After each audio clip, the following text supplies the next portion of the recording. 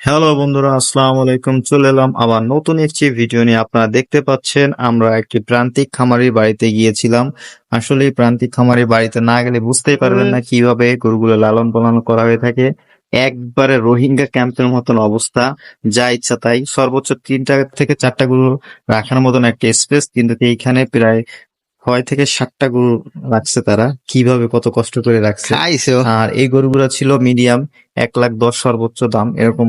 আমরা গিয়েছিলাম দেখার জন্য। এ হলে গরুগুলা শরীর স্বাস্থ্য খুবই ভালো ছিল, কিন্তু লিওনে গরুগুলা বর্ষা আমাদের দেওয়াতে পারো। চাহিদা থেকে ছোট ছিল আর দাম তেমন বেশি চায়নি, কিন্তু হাটে নিয়েও তারা তেমন বেশি দামে বিক্রি করতে পারেনি, কারণ তারা হাট 2 হাট ঘোরানোর পরে গরুগুলা বিক্রি করেছিল। আর এই ভিডিওটা করার কারণ হচ্ছে প্রান্তিক খামারিরা কত কষ্ট দিয়ে গরুগুলো লালন পালন করেছে এটা দেখানোর জন্য।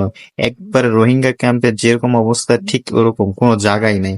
আপনারা দেখতেই থাকুন। আর আমার এই চ্যানেলে ভালো লেগে থাকলে আরো সামনে নতুন নতুন ভিডিও আসতেছে, তবে সাবস্ক্রাইব করতে ভুলবেন না। আসসালামু আলাইকুম।